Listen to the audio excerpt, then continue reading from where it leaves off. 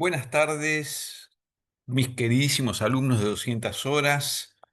Esto que ven acá delante de ustedes es en el no tiempo, es una grabación en el no tiempo porque la estoy haciendo hoy en octubre, antes de mi viaje a India. O sea, ustedes van a ver esta grabación cuando yo estoy en India. Probablemente esté comiendo unos chapatis o esté enredado en el tráfico arriba de un rickshaw. ¿Quién sabe? Bueno, en esta última clase, por eso se las grabo para que la tengan como última clase, eh, vamos a hacer una revisión de lo que es el examen final de 200 horas, en donde lo que nosotros estamos buscando acá no es ver si aprueban o no aprueban, sino simplemente saber si ustedes, transmitirles a ustedes los conceptos fundamentales de este primer año de estudio. El curso, ustedes saben que están haciendo un curso de 200, de formación de 200 horas y me encantaría contar con ustedes en un próximo curso de 500 horas donde todos estos mismos conceptos, estas mismas materias que nosotros vimos en 200 horas, se profundizan mucho más. Toda la parte de anatomía y biomecánica, hacemos un curso de 20 horas que es súper completo, donde vemos casi todos los músculos en relación a las articulaciones y nos dedicamos un poquito también más en profundidad a todo lo que son lesiones, impedimentos y demás y cómo trabajar con ellos. Y lo vemos desde el punto de vista no únicamente biomecánico, sino también emocional mental, ¿no? Es un curso muy completo que está incluido en el curso de 500 horas. También la parte de filosofía se ve mucho más en profundidad y también se ve mucho más en profundidad todo lo que es pranayama y meditación, especialmente en el sistema que yo enseño, que es el Breathwork ACH. Perdón. Eh, Así que bueno, me encantaría contar con ustedes. Sepan que un curso de 200 horas es un curso, sí, que te da posibilidades de dar clases, pero un curso de 500 horas, por supuesto, te da mucho más conocimiento y también mucha más práctica, ¿no? En ese conocimiento. Así que bueno, me encantaría contar con ustedes para el año que viene. Eh, Vamos a ir viendo los temas de lo que es, lo que va a ser el examen. Yo acá tengo el examen de ustedes, pero no se los puedo mostrar. Pero bueno, vamos a ir viendo tema por tema. Así vamos a hacer una revisión, ¿sí? De lo que es esto.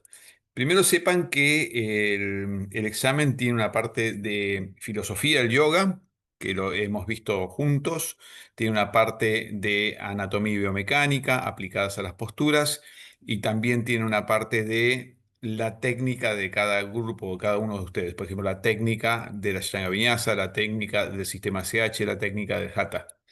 ¿Sí?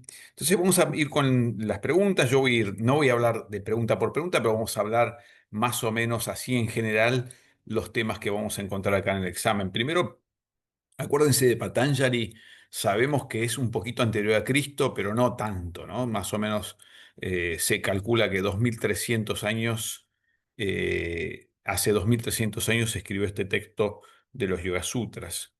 Y una de las cosas muy importantes, ¿se acuerdan que dicen los Yoga Sutras? Es el tema este de la práctica y el desapego. Es decir, que es necesario, todo practicante de yoga, para todo practicante de yoga es necesario la voluntad, practicar, ponerse a practicar. Y ya hemos visto que este quizás es uno de los temas principales en cuanto al impedimento o posibilidad de un practicante a avanzar hacia estados más sáttvicos, más equilibrados, más armónicos, tanto en su cuerpo, en su mente y en sus emociones. Y estos estados armonizados, sáttvicos, van a permitir a la presencia o la conciencia o el yo profundo pasar a través de este cuerpo en esta encarnación. Y quizás sea esto un objetivo cósmico, el hecho de que los seres humanos podamos manifestar nuestra alma en el mundo. Entonces manifestamos nuestra alma en el mundo cuando nuestro cuerpo está vital y abierto. Si el cuerpo está cerrado, todavía hay muchas tensiones que el alma no se puede manifestar. Lo mismo con las emociones y lo mismo con la mente. Entonces, para poder hacer esto necesito tener la voluntad de practicar. Si no tenemos la voluntad de practicar, es muy difícil avanzar en esto. Esto es muy importante. Pero a su vez Patanjali dice que no es solamente la práctica lo que nos hace avanzar, sino el concepto, del que Patanjali habla que es como una especie de maestría del desapego. ¿Y qué es desapego? Bueno, es esto un tema. Es un tema que vemos mucho en 500 horas, porque también vemos en 500 horas, perdón, los Yoga Sutras de Patanjali los vemos sutra por sutra.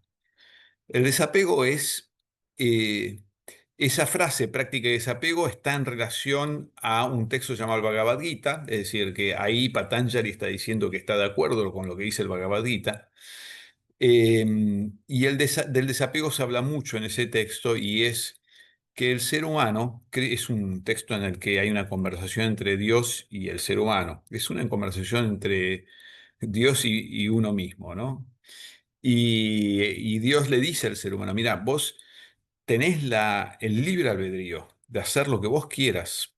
Si querés practicar yoga, practicá, dale con todo.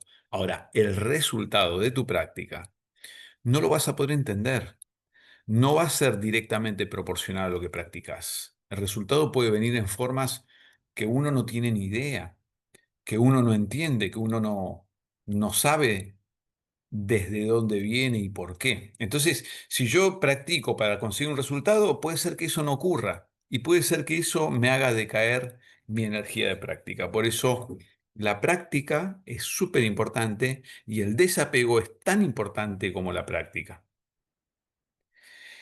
Vimos que eh, nosotros lo que estamos haciendo es satvizar, también otra forma de decir es armonizar y otra forma de decir es purificar. ¿Qué quiere decir? ¿Qué quiere decir esto? Bueno, que hay tres fuerzas en el cosmos. Se llama sattva, que es una fuerza armonizante, rajas, que es una fuerza que empuja, que se mueve rápidamente y empuja las cosas, las emociones, las cosas, lo que sea, y la fuerza inerte, la fuerza que hace las cosas quedarse quietas, pesadas, materializadas, es la fuerza tamásica. De esas tres fuerzas, la que tenemos que buscar es la sádvica, se llama la purificación o se llama la armonización, ¿sí? Y hay en el yoga tres prácticas muy, muy delimitadas que afectan nuestras diferentes dimensiones, y esa es la práctica de posturas, que purifica el cuerpo, la práctica de respiración que purifica o sattviza el cuerpo pránico, es el cuerpo sutil, y la práctica de meditación que purifica el cuerpo mental, es decir, todo el aparato psíquico, ¿sí? El yoga siempre apunta a practicar en estos tres ámbitos, ¿sí? En no dejar ningún ámbito fuera. Por eso guarda los practicantes de Ashtanga Vinyasa que tienen una excelente práctica para el cuerpo, también afecta a los otros aspectos, pero siempre, yo siempre les digo, dejen un lugar o déjenle un espacio, abran un espacio en sus prácticas y en las de sus alumnos de ejercicios respiratorios y meditación. Así lo digo yo, pero así lo dice Patanjali. Entonces, también Patanjali se refiere eh, a lo que son posturas. Y dice que el esfuerzo es algo necesario al principio, pero con el tiempo las posturas tendría que ir decayendo ese esfuerzo, porque cuando uno hace postura y cae ese esfuerzo, surge mucho más la presencia, lo trascendente. La presencia es nuestro aspecto trascendente. ¿Por qué? Porque está fuera del cuerpo, está más allá del cuerpo, está más allá de la mente, está más allá del tiempo y del espacio. La presencia siempre es la misma en toda nuestra vida. Es lo único que es el centro de nosotros mismos que es siempre igual. Después el cuerpo, la mente, todo eso cambia, pero la presencia está más allá del tiempo y más allá del espacio, porque el cuerpo puede cambiar, cambia el espacio del cuerpo y la presencia no cambia, ¿sí? Es nuestro aspecto trascendente. Eh, bueno, recordemos que el, El sánscrito es el idioma en el que todos los textos de yoga están escritos y que es un idioma débico, ¿no? No creado por el ser humano. Y, y hay ciertas combinaciones, del sánscrito surge el mantra que pueden afectar el cosmos, los chakras, los nadis, ¿sí? Y acuérdense también que el Gayatri Mantra, que vieron en la clase de sánscrito y que eh, bueno, la gente de 500 horas trabaja sobre ese mantra especialmente. Pero bueno, el Gayatri Mantra es un mantra muy lindo, muy interesante para llevar con nosotros y cualquier persona lo puede, no es únicamente los brahmanes, cualquier persona lo puede recitar con resultados muy lindos. Y también algo que no sé si me expresé tanto, pero que es que los Vedas hablan de cuatro etapas en la vida humana donde la dividen en 100 años la vida humana y cuatro etapas de 25 años, donde la primera etapa se recomienda mucho trabajar posturas, la segunda etapa de los hasta los 25 años casi únicamente posturas se pide en el yoga. Pero los 25 a los 50 se pide que se haga más énfasis en los ejercicios respiratorios. De los 50 a los 75 más todavía respiratorios y especialmente meditación. Y de los 75 en adelante prácticamente ejercicio. Todos no se deja nunca de hacer posturas, pero cada vez posturas son menos, cada vez más respiración y cada vez más meditación. ¿Sí? Bueno, ya sabemos lo que son los ocho angas, que son los que recomienda Patanjali, Ashtanga. Guarda que Patanjali, cuando recomienda Ashtanga, no es el Ashtanga Vinyasa, la práctica de Ashtanga Vinyasa. Ashtanga Vinyasa es un nombre que le puso Patavi Joyce con respecto a esto que recomienda Patanjali. Ashtanga significa los ocho pasos. Yama Niyama, Asana, Pranayama, Pratyahara, Dharana, Dhyana y Samadhi. Los últimos cuatro son meditación. Es decir, Patanjali recomienda buenas elecciones de vida, hábitos saludables, buenas elecciones de vivir, de relacionarnos con los demás, son los yamas y los niyamas. Practicar posturas, respiración y meditación, siempre está lo mismo. Eh, el Hatha Pradipika también es un texto importante, además de los Yoga Sutras, que es posterior a los Yoga Sutras. Los Yoga Sutras hablan más de un yoga más profundo, más mental, y el Hatha Pradipika habla más de un yoga más de posturas, también de pranayama y meditación, y le da énfasis a la meditación. Dice, bueno, es importante practicar posturas, pero la más alta práctica del yoga es la meditación. O sea, el Hatha Pradipika dice eso, pero el Hatha Pradipika se dedica más, es posterior a los Yoga Sutras, y se dedica más a todo lo que tiene que ver con posturas. ¿Mm? Algún día seguramente haremos un cursito de Hatha Pradipika, que porque es muy interesante. Hay algo que es importante, que es que Patanjali, no Patanjali, sino la tradición del yoga, considera que en esta época, estamos en una época de oscuridad, a la que se la llama Kali Yuga, la era de la destrucción. Guarda que destrucción no es visto como malo en yoga, sino es como visto como una, es más, es visto como algo positivo, como una transformación de estructuras viejas, ¿sí?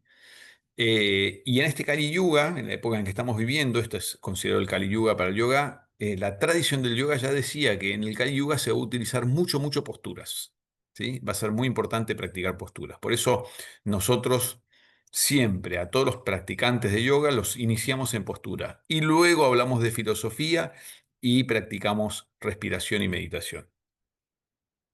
Después hay una cosa interesante que Patanjali habla de tapas, swadhyaya y Ishvara pranidhana, que hacer yoga es tapas, swadhyaya y Ishvara pranidhana. ¿Qué quiere decir? Tapas es practicar, ya hablamos, antes también habló de practicar, lo dice como abhyasa y ahora lo dice como tapas. Tapas en el sentido quiere decir cocinarse, es decir, calor, es decir, practicar implica calor, ¿sí? Esforzarse. Pero también Patanjali dice que hay que hacer swadhyaya. Swadhyaya es estudiar, ¿sí? Entonces, ustedes van a ver en sitios de internet que dice que Patavi Joyce decía 99% práctica, 1% teoría. Nunca nadie dijo eso. ¿Por qué no 100% práctica y 100% teoría? No se sacan una cosa de la otra, ¿sí? Los textos dicen que hay que estudiar. Patanjali dice que hay que estudiar, ¿sí? ¿Y ustedes qué piensan? ¿Te sirve estudiar? ¿Te sirve aprender? Por supuesto que lo más importante es practicar, ¿está bien? Pero también igualmente importante es estudiar. Ahora, estudiar sin practicar no sirve y practicar sin estudiar sirve, pero hasta ahí. Por último, lo último que dice es Ishvara Pranayana, tapas swadhyaya, Ishvara Pranayana. Ishvara Pranayana significa que nosotros debemos, un practicante de yoga debe hacer un esfuerzo, estudiar y también tener una visión de trascendencia. Es decir, el cuerpo no es lo único. La muerte no es el final de nuestra existencia, la existencia sigue continuamente porque existe karma. Todo lo que nosotros no resolvamos nos sigue hasta que lo resolvamos.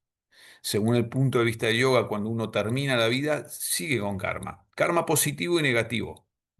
En el curso de 500 horas vemos karma, los tres tipos de karma, ¿no? Karma positivo, negativo y el karma yógico. Karma positivo, cosas buenas que hiciste, siempre tenías un poquito de ego. Karma negativo, cosas negativas que hiciste para vos mismo. Todo lo que es karma negativo es lo que te aleja de vos mismo. No es lo considerado malo, sino lo que te aleja de vos mismo. Karma positivo es todo lo que es considerado que te acerca a vos mismo, ¿sí? Y el karma yógico es estar más allá del karma. Pero de eso es más complejo y requiere una clase más larga. Lo importante es saber que la visión de trascendencia es súper importante en el yoga y no tener esta visión de trascendencia eh, me va a limitar muchísimo, ¿sí? Si yo estoy haciendo posturas para mejorar mi cuerpo únicamente, es muy limitado. Es como agarrar una banana, pelarla, tirar la banana y comerse la cáscara, ¿no? La cáscara también tiene potasio, pero por ahí no es la mejor parte. También Patanjali vimos en el curso que Om representa a Dios. En el caso de Patanjali lo llama Ishvara. Y otra cosita, saltando de tema en tema, sigue siendo todo filosofía. Este triple trabajo que se hace en posturas para el cuerpo, pranayama para la energía y meditación para la mente, no es que únicamente asana favorece el cuerpo, lo favorece el cuerpo especialmente, pero también favorece un poquito la energía y un poquito la mente. Pranayama favorece la energía, pero también favorece un poquito el cuerpo y un poquito a la mente, ¿sí? Es decir, cada práctica está orientada a un aspecto de nosotros mismos, pero también influyen los otros dos aspectos. Y pranayama es especial porque está en el medio, ¿viste? Los ejercicios respiratorios favorecen mucho, mucho al cuerpo, mucho, mucho al sistema energético, a la energía, a la vitalidad, te da mucha vitalidad. Ahora, esa vitalidad es muy buena para el cuerpo y esa vitalidad es muy buena para la mente, porque una mente vital es mucho más concentrada, ¿sí? Entonces, pranayama ocupa un lugar central. Esto lo decía Krishnamacharya, lo dice en varios textos. Es más, Krishnamacharya decía, si tenés que practicar un solo anga de la Ashtanga, practica respiración. Qué interesante, muy interesante, ¿no? Aunque antes dijimos que en el Kali Yuga hay que practicar posturas. Pero con esto vemos que todos los aspectos de la práctica son importantes. Y cuanto más feliz uno quiera ser, cuanto más uno busque esto de sentirse completo, y más prácticas hay que hacer, ¿sí? Y un poquito de cada una, no solamente de una sola. Bueno, con respecto al karma, como dijimos, cuando nosotros morimos, nuestro cuerpo muere, el karma, o sea, todas estas cosas sin solucionar que tenemos todos los seres humanos, nos acompañan a otras vidas. Entonces el karma es el que va a determinar el tipo de cuerpo que yo voy a tener en la próxima vida, el género, la familia, el lugar, el planeta, lo que sea. para experimentar ciertas cosas, para solucionar esos temas que necesito solucionar. Eh, Hay una frase muy interesante que es Chalebate, Chalam Chitam, una súper interesante frase porque es una frase que está en el Hatha Pradipika y dice que cómo respiramos, pensamos, y cómo pensamos, respiramos. Entonces une esa frase, chale vate, quiere decir, así como está el prana, vate o el vata, el aire, la respiración, así está el chitam, chale chitam, así está nuestra mente, ¿sí? Y eso hace que, bueno, eso le da el fundamento a todo lo que es el pranayama. Nosotros con los ejercicios de pranayama, especialmente con los de breathwork, ACH, porque es lo que yo sentí, estudié, practiqué y siento que es lo más efectivo, en menos tiempo, más efectividad, lo que producen es un cambio en tu respiración automática. Entonces vos practicás todos los días breathwork, ACH o pranayama, lo que vos quieras media hora, 15 minutos, pero el resto del día tu respiración es diferente, es más lenta y más profunda. Cuando la respiración se hace más lenta y más profunda, nuestra mente está mucho más calmada y mucho más presente.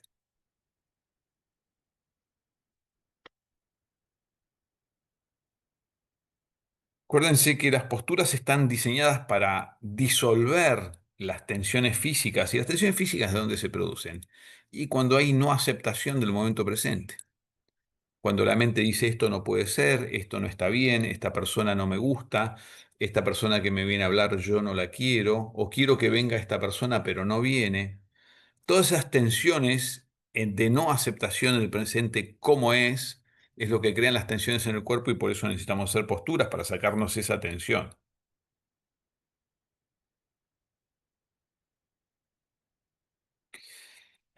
Acuérdense que el yoga es una disciplina completa cuando hacemos meditación. Si yo te diría una práctica, bueno, son diferentes formas de decir todo, pero una práctica que se necesita hoy en día, la humanidad necesita es, bueno, el Kali Yuga dice, los textos y el Kali Yuga dice que es asana, pero para mí es meditación también. O sea, la meditación hace que nosotros seamos dueños de nuestros pensamientos y elijamos. En cambio, nosotros vivimos, la humanidad completa vive a merced de pensamientos que ocurren solos en la mente y nos llevan de acá para allá. La meditación es muy importante.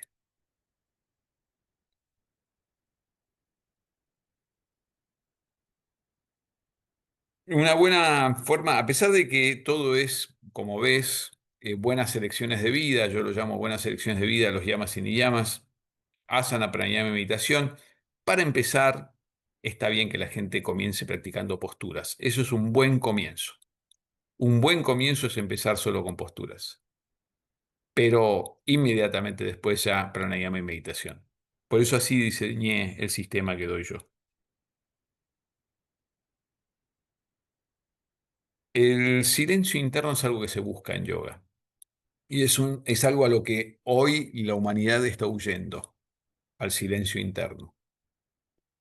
Y es muy importante desarrollar ese silencio interno. Entonces, el silencio interno no solamente que sana la mente, porque nuestra mente se enferma cuando no puede parar de pensar, pero también sana el cuerpo.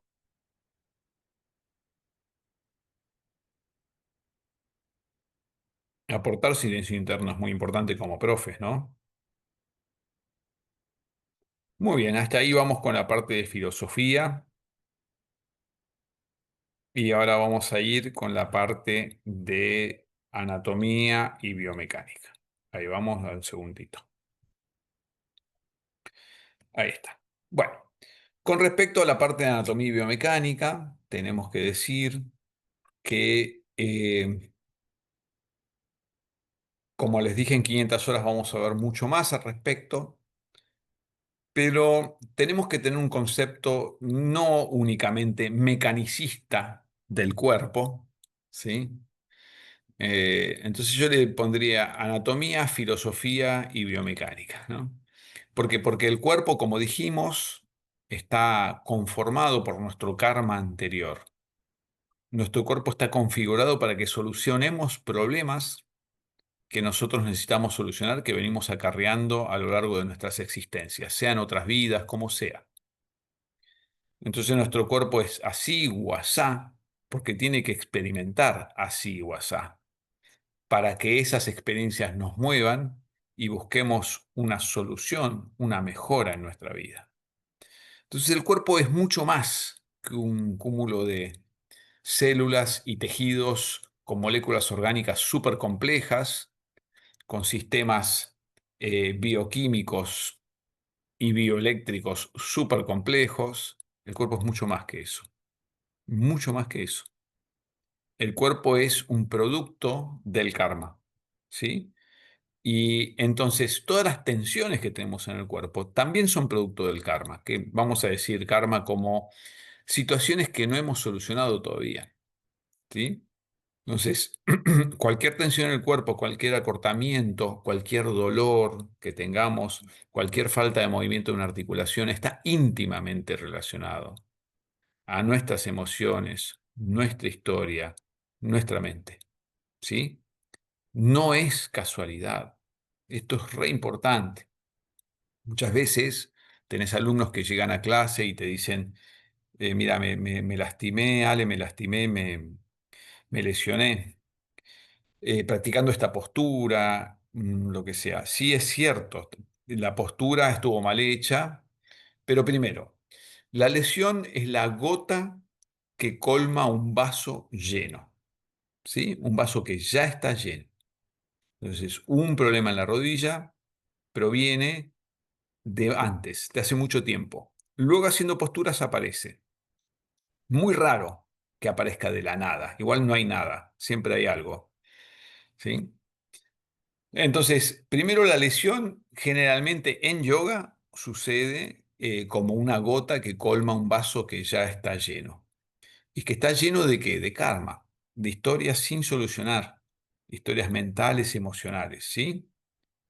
Generalmente la gente le atribuye a eh, me duele el cuello porque hice Siddhasana o me duele el cuello porque trabajo con el teléfono. Es cierto, ese aspecto es cierto porque trabajo con el teléfono y también es cierto que porque hizo Siddhasana mal, porque si lo haces bien no tiene por qué doler el cuello. Pero además, lo que es importante entender es que no es un hecho aislado, es algo que el cosmos nos trae, que nosotros tenemos que vivir y experimentar para hacer ciertas cosas.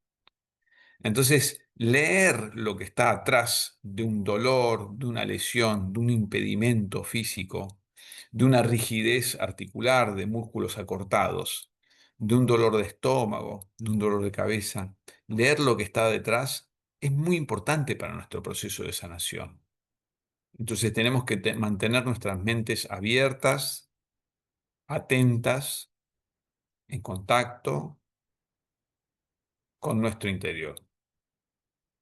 Ir más allá de la visión mecanicista. Aún así, acá en este curso de anatomía y biomecánica, específicamente, lo asociamos siempre a lo filosófico, pero nos concentramos más en lo mecánico para entender cuestiones básicas del movimiento. Y así empezamos entonces las preguntas.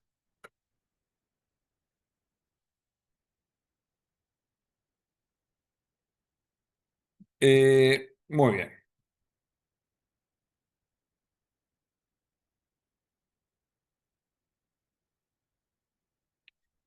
Acuérdense que los músculos de los muslos, ¿sí?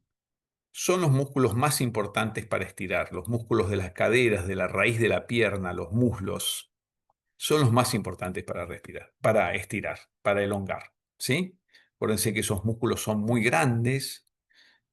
Hablamos del cuádriceps, psoas ilíaco, aductores, abductores, glúteos y unos músculos profundos como son los pelvitrocantéricos.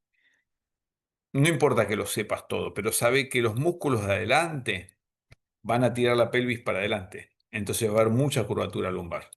Los músculos de atrás de los muslos va a tirar la pelvis para atrás, culo para adentro. Y esto va a achatar la zona lumbar. Es decir, los músculos de los muslos influyen en la posición lumbar. ¿Sí? Si yo quiero tener una buena posición lumbar, debo tener los músculos de los muslos alargados. Los músculos, se le puede decir de los muslos, se le puede decir de las caderas, se le puede decir de la raíz de las piernas. ¿Sí? Bien. Acuérdense que los músculos del abdomen no es que siempre llevan el pecho hacia adelante, sino que también pueden comprimir como si fuera una faja. Todo el abdomen, ¿te acordás que el abdomen va hasta atrás? ¿Sí? Todos los músculos abdominales van hasta atrás.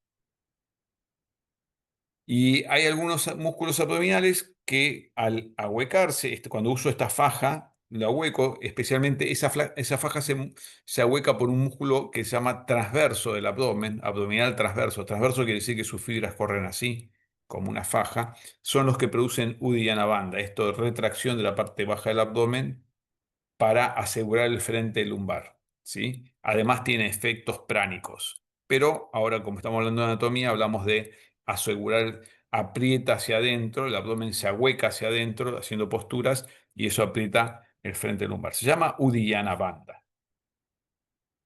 Recuerden que la rectificación cervical es la pérdida de la curvatura cervical.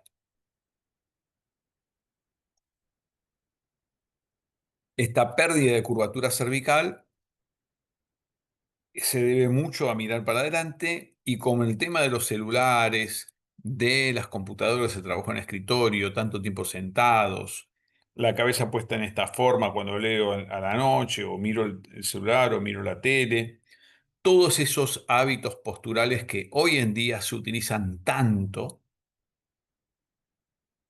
producen rectificación cervical. La rectificación cervical es un mal muy, muy común. Si hay rectificación cervical, evitaríamos Sirsasana, Halasana, todo el ciclo de posturas de inversión, la postura sobre la cabeza, Sirsasana, ¿sí?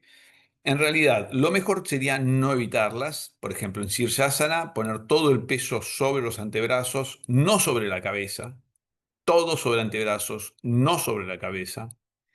Y en Halasana y Salambasarvangasana y todo el ciclo, estos rectángulos así de goma espuma, bien dura, donde se pone la parte, hasta acá se pone en la goma espuma y la cabeza en el piso. Entonces eso permite mantener la curva, ¿sí? Recuerden que las posturas de inversión son re importantes porque tienen un efecto muy positivo en el cuerpo, especialmente hechas al final de la serie, como hace el Ashtanga y el Sistema ACH también, pero que pueden dañar el cuello si el cuello está, si hay rectificación cervical, si el cuello está lastimado. Entonces, utilizamos estos suplementos que permiten hacer las posturas, ganar el efecto benéfico de la inversión sin lastimar el cuello.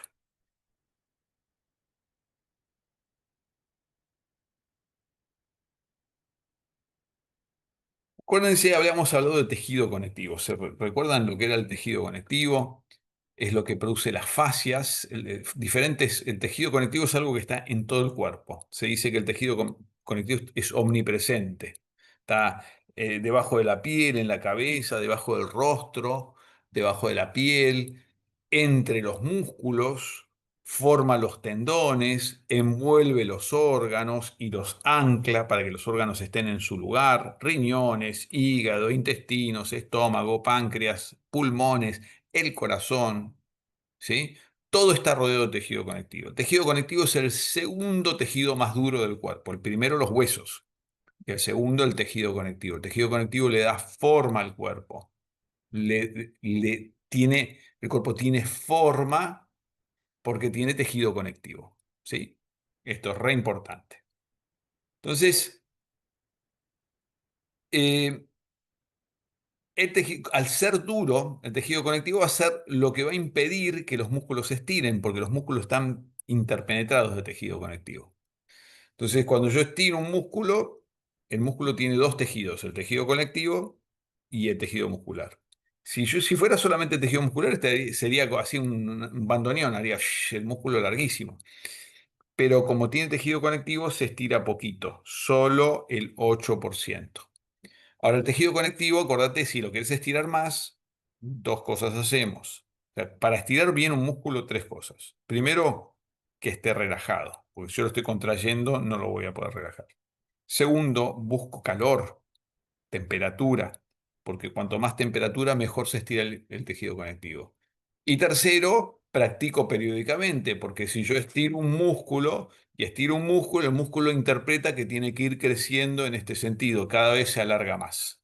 Músculos en yoga se agrandan, pero a lo largo, porque los voy estirando cada vez más. Mm. Acuérdense que hay una pregunta que está media vieja en el examen, pero está bien. Los músculos no es que solamente al contraerse se acortan, el bíceps se acorta cuando se contrae, sino que si yo bajo una bolsa al piso, el bíceps mantiene la bajada del brazo, lo sostiene, sostiene el antebrazo para que baje despacito, ¿sí? Entonces, ese músculo se está alargando, pero se está activando. O sea, se contrae alargándose. Aunque la palabra contrae confunde, vamos a decir, se activa mientras se alarga. El músculo se activa mientras se alarga. ¿Sí? Cuando un músculo se activa mientras se alarga, se llama activación, contracción excéntrica. Y se activa cuando se acorta, se llama contracción concéntrica. Pero también si yo sostengo la bolsa en el medio, voy bajando la bolsa y me quedo con el brazo ahí, y el bíceps se quedó quieto y está contraído. Si no estuviera contraído, la bolsa se me caería. Entonces, los músculos pueden estar contraídos quietos. Eso hace el tono muscular. Toda persona, aunque estés sentado y pienses que estás totalmente relajado, no lo estamos. Tenemos partes de nuestros músculos en contracción, si no nos caeríamos al piso. ¿Sí? Entonces hay una contracción constante quieta. El músculo está quieto y contraído. Eso se llama contracción isométrica. Se le dice que es el tono muscular, es una contracción isométrica. Ese tono que te permite estar derecho. Si yo me quedo dormido, me caigo. Entonces, esa contracción isométrica es el músculo quieto. Y por último, el cuarto estado del músculo es la relajación. La relajación no es fácil, no se puede dar por sentado, hay que aprender a relajarse. ¿Mm? Y creo que es de las cuatro formas, de los cuatro estados musculares, la activación acortándose, la activación quieta y la activación alargándose, el cuarto es la relajación. La relajación es quizás la que más tenemos que aprender a hacer, aprender a relajarnos. No es fácil. Mucha gente sabe contraer los músculos, pero no sabe aflojar los músculos. Y en yoga lo que aprendemos es a aflojar los músculos, porque aprender a soltar los músculos implica confiar en el momento presente.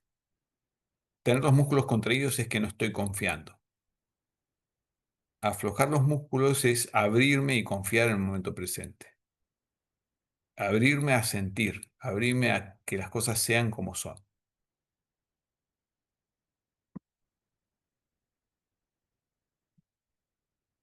¿Te acuerdan también que cuando hablábamos de los sistemas que movilizan el cuerpo, hablábamos del sistema nervioso? Fue la primera clase o la segunda, por ahí no se acuerdan muy bien, pero el sistema nervioso activa los músculos. Y nosotros nos movemos según cómo pensamos. Cada uno tiene su huella digital, digamos, huella de movimiento, ¿sí? Y eso es porque los nervios tienen muchísimas vías, pero se utilizan solo algunas, que hacen que yo me mueva siempre de la misma manera. Por eso el yoga, al buscar abrir las articulaciones de formas diferentes, permite entonces trabajar con el sistema nervioso de forma diferente y esto me ayuda a pensar de forma diferente. Los tendones, acordate que es tejido conectivo. Un tendón conecta un músculo con un hueso y un ligamento conecta un hueso con hueso a través de una articulación. Los dos son de tejido conectivo. Ahora hay una postura que me interesa mucho que es Urdhvanasana. Es la última postura antes de las inversiones, tanto en ACH como en Ashtanga como en ACH, ¿verdad? Y esa Urdhva Dhanurasana implica movimiento en tres lugares. Brazos tienen que ir para atrás. Piernas tienen que ir para atrás. O sea, hombros y caderas. Ahora, el tercer lugar son las lumbares. Las lumbares van muy fácilmente para atrás. Los brazos, si los músculos están tensos, no tanto. Las caderas, si los músculos están tensos, no tanto. Entonces, el objetivo en Urdhva Dhanurasana es que los brazos puedan ir bien para atrás, las caderas puedan ir bien para atrás y las lumbares se muevan lo menos posible. ¿Sí?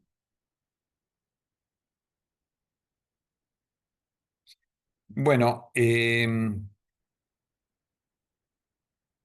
vimos el otro día cintura escapular. ¿Se acuerdan que la clavícula, la escápula y el húmero forman el hombro? El hombro es algo que es móvil, ¿sí?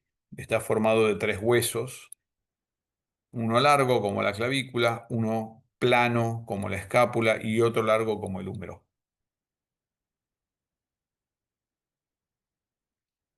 Como les dije, estos músculos de las caderas que afectan la posición lumbar, los del frente, cuando los del frente están acortados, vamos a decir cuádriceps está acortado, agarra la pelvis y la lleva para adelante, entonces hay más curvatura. Un cuádriceps acortado hace a una curvatura mayor en la zona lumbar. Por lo tanto, alargar los cuádriceps disminuiría la curva lumbar, evitaría la hiperlordosis. Alargar los cuádriceps evitaría la hiperlordosis. Ahora, lo contrario, si yo agarro la pelvis y la agarro de atrás, son los isquiosurales que agarran de atrás y de abajo. Si están acortados, la pelvis se va para atrás. Es como la cola se mete hacia adentro, se achatan las lumbares. Un achatamiento lumbar es malo. Una hiperlordosis es mala, un achatamiento lumbar es malo. Lo que yo busco es una curvatura normal y natural. La curvatura lumbar es necesaria, la lordosis es necesaria. Si hay hiperlordosis, mucha curvatura, me hace mal, me daño, me duele. Si hay rectificación, se perdió la curvatura, también me hace mal, me daña y me duele. Entonces, para evitar la hiperlordosis, tengo que estirar los cuádriceps. Pero para evitar la rectificación, tengo que alargar los isquiosurales. Y si no sé lo que tengo, siempre estiren cuádriceps e isquiosurales. Hay muchas posturas en yoga para hacerlo. Así que estirarte con la columna derecha siempre va a enfocarse en los isquiosurales y cuádriceps, manteniendo las lumbares estables. Entonces trata de mantener las lumbares estables y tanto cuando vas para atrás como vas para adelante, con lumbares estables vas a elongar cuádriceps e isquiosurales.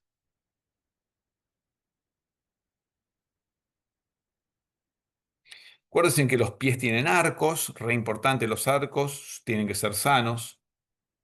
Las rodillas, acordate que tienen flexión y extensión, pero cuando la rodilla está a 90 grados, si vos girás los pies para un lado y para el otro y te tocas la rodilla, vas a ver que la rodilla, la tibia gira sobre el fémur, poquito, poquito, pero solamente cuando está a 90 grados, ¿sí? Si está totalmente estirada, no hay giro entre los huesos, están fijos. Si está totalmente flexionada, no hay giro entre los huesos, están fijos. Pero cuando está a 90 grados, sí, imagínate que el pie está acá. El pie puede girar para un lado y girar para el otro. ¿Sí? Hay una pequeña torsión en la rodilla. Mínima torsión en la rodilla. Entonces, existe la torsión en la rodilla, solamente que a 90 grados.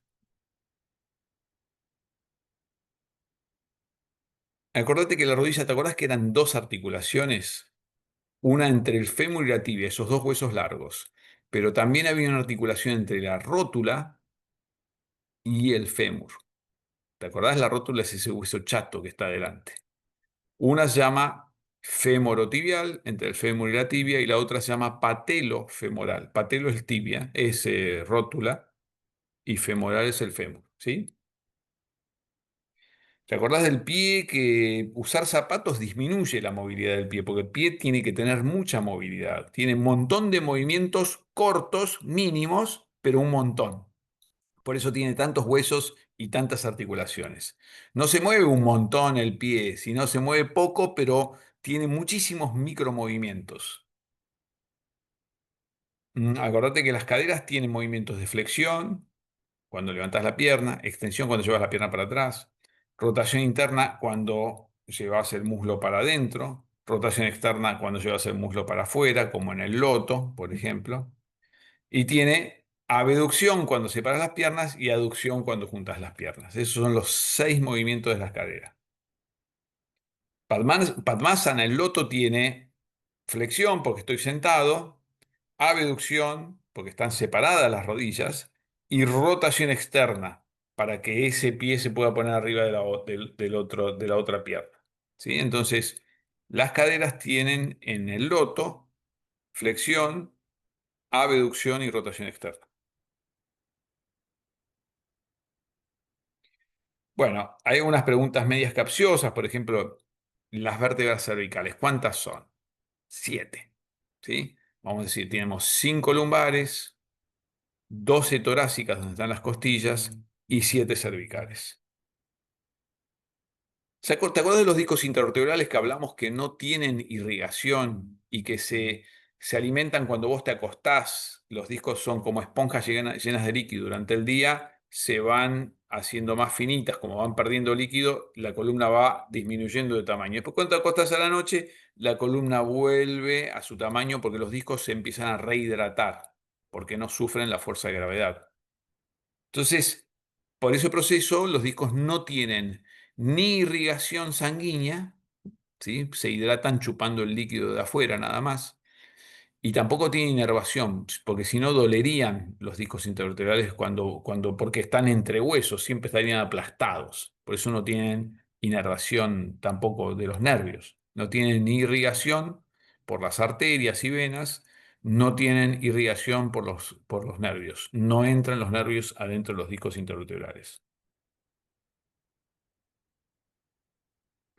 Acuérdate que estar mucho tiempo en flexión, la columna en flexión, eso es tener la columna redondeada, aprieta los discos, ¿te acordás?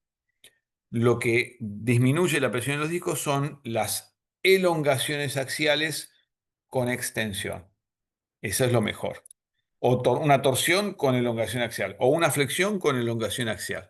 ¿Sí? La elongación axial le da espacio a los discos y la elongación axial con extensión es muy buena para los discos.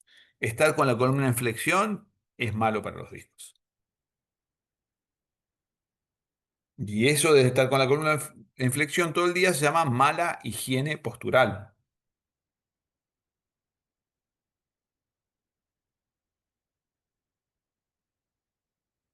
Acuérdense que si alguien tiene una discopatía, acuérdate que una discopatía es cualquier problema en los discos, puede ser una hernia, una rotura discal, un abombamiento, una protusión.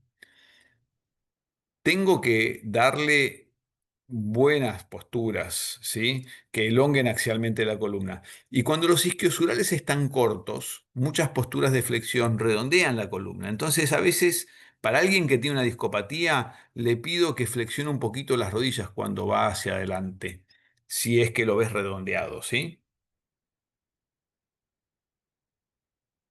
Por supuesto, cualquier dolor que te dice un alumno que tiene, tenés que mandarlo al especialista, tenés que decirle que vaya al médico.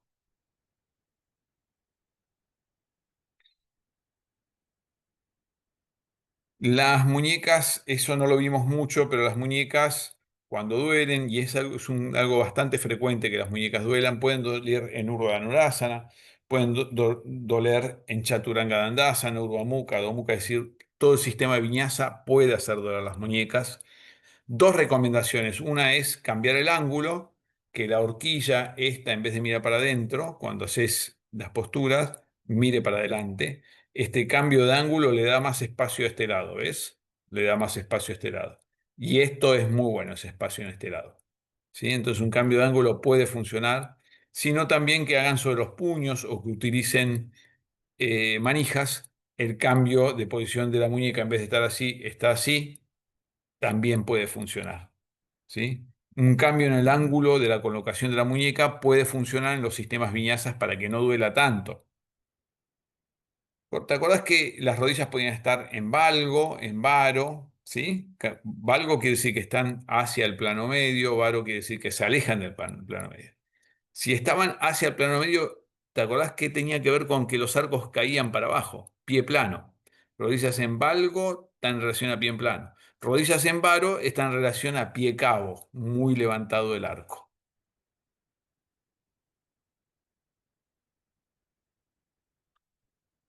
¿Se acuerdan que entre vértebra y vértebra tenés los discos intervertebrales, que hablamos un montón, pero atrás había unas articulaciones que se llaman interapofisarias? Esas articulaciones interapofisarias, cuando hago posturas de extensión extrema o una hiperlordosis, pueden dañar esas articulaciones, ¿sí? Hay que evitar las hiperlordosis para eso y hay que evitar las posturas de extensión extrema.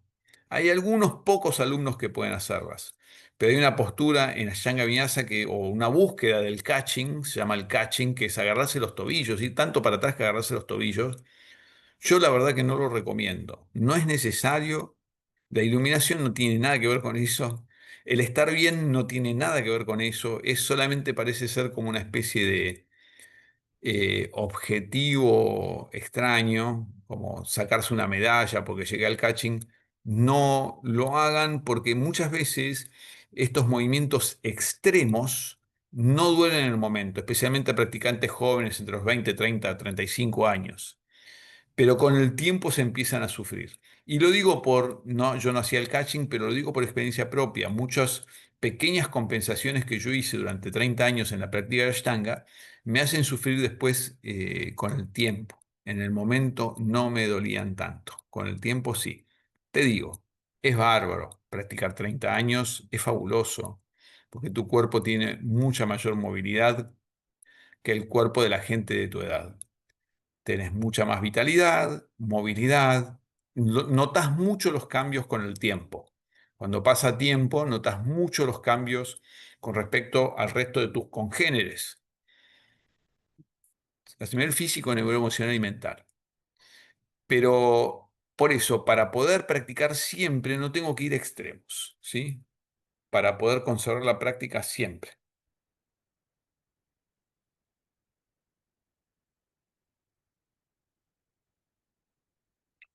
Eh, Bueno, los malos hábitos posturales actuales tienen que ver con esto, entonces abrir el pecho, que es extender la zona torácica, es bueno. No las lumbares, sino la torácica, no la parte baja de la columna, sino la parte alta. Abrir la parte media, media alta de la columna. ¿Se acuerdan que el diafragma era el músculo este de inhalación? Cuando baja, inhala, ¿verdad? Y cuando baja, inhala. Y cuando exhalo, simplemente se relaja el diafragma. Pero si yo quiero exhalar más aire, esta es la respiración ordinaria. Son 500 mililitros nada más. Pero yo quiero exhalar más aire, el diafragma se relaja y si quiero exhalar más aire, aprieto con los abdominales transversos y exhalo más aire, ¿no? Muy bien, queridísimos. Creo que con eso estamos. Eh,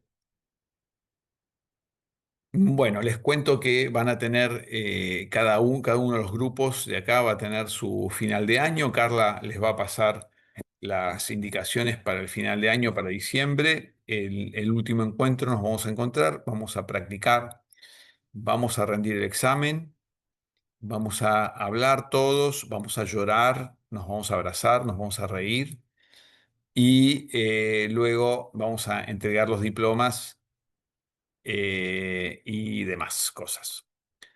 Durante todo el mes de diciembre, acuérdense que necesitamos tener todas las prácticas hechas, ¿sí? No se pueden recibir si no tienen todas las prácticas, que son 2 por semana, que durante el año sumaron 72 prácticas. Tienen que tener las 72 prácticas. Si no las tenés, lo vamos a hablar con cada uno de ustedes. Eh, Van a poder recibir el diploma de Ashtanga Baides que nosotros les vamos a dar. pero no van a poder certificar por el Yoga Alliance International hasta no tener las 72 prácticas, porque es- esa es la parte oficial del tema. Eh, Así que bueno, vayan mirando sus prácticas y vayan viendo y hablando con nosotros para ver cómo hacerlo.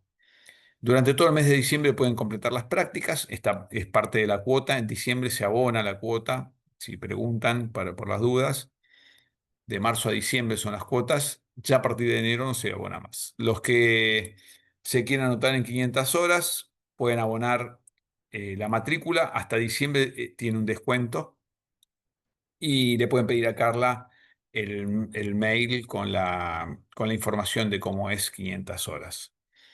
Si van a hacer 500 horas, no les conviene certificar por 200. Oficialmente, un título de 200 es un título de instructor de yoga, del sistema CH o de Ashtanga. Oficialmente, el título de 500 horas es un título de eh, profesora, profesor. No me acuerdo cómo es el nombre, pero los habilita oficialmente a dar cursos. Está bien, cualquiera puede dar cursos, pero una cosa es alguien que da un curso y otra cosa es un profesor que tiene 500 horas que da curso, ¿sí? 500 horas certificadas. Así que los habilita en 4 años, después de 4 años de dar instructorados con alguna escuela certificada, por ejemplo, quienes vivan en el interior o tienen interés en dar un instructorado en sus escuelas, lo pueden hacer con nosotros durante 4 años y al finalizar esos 4 años pueden certificar sus propias escuelas como oficiales de instructorados. Eso también es interesante que lo sepan, ¿sí? Eh, ¿Qué más? Bueno, creo que nada más. Los espero con mucha alegría en diciembre. Ah, el último día, creo que es el domingo, después pregúntele a Carly, va a haber un reggae yoga. Un reggae yoga. ¿Qué es un reggae yoga? No sé, vamos a bailar, vamos a practicar yoga, nos vamos a reír, vamos a respirar. Y como va a ser en Acasuso, probablemente terminemos todos en la pileta, que diciembre hace calorcito, así que nos tiraremos de la pileta, bailaremos, nos reiremos y vamos a pasar lindo, que es lo más importante en la vida, pasarla lindo, ¿sí? Bueno, les mando un abrazo grande, los quiero mucho. Sigamos estudiando, sigamos practicando siempre. La clave acá es practicar siempre. Por eso, si no me lastimo, puedo practicar siempre. Y cuanto más practico, utilizando todas las técnicas del yoga, asana, pranayama, meditación, más cerca de nosotros mismos nos encontramos. Y de alguna manera estar más cerca de nosotros mismos significa ser más felices. A veces estar más cerca de nosotros mismos implica algo de dolor, por ejemplo, hacer posturas, o el esfuerzo de hacer posturas, o el esfuerzo de seguir ventilando, o el esfuerzo de detener, o el esfuerzo de ver cosas en nosotros mismos que no nos gustan cuando hacemos meditación, o el esfuerzo mental para hacer meditación. Nos encontramos con cierto dolor en todas esas cosas, pero es algo que sana, ¿sí? Y nosotros no podemos estar en ningún otro lado que en nosotros mismos. Entonces, cuando estamos alienados, como está la mayoría de la humanidad actualmente, es cuando estamos enfermos. Y como humanidad estamos enfermos. Y se nota en la enfermedad de la naturaleza, la enfermedad del clima, del tiempo. Y eso es porque el ser humano no está en contacto consigo mismo. No, está como estamos descentrados. Todo el trabajo es volver a centrarse. Y no hay un trabajo más importante en esta vida. No existe ningún trabajo más importante en esta vida. Ninguno, absolutamente ninguno. Ni siquiera tener hijos o casarse o... No hay ningún trabajo más importante en esta vida que centrarse con nosotros mismos. Ninguna filosofía te lo puede dar. Ningún hijo, ninguna pareja nueva, ninguna casa nueva te lo puede dar. Eso solamente se consigue en un viaje interno, mirando para adentro y en un viaje interno. Y apostando a eso. Súper importante.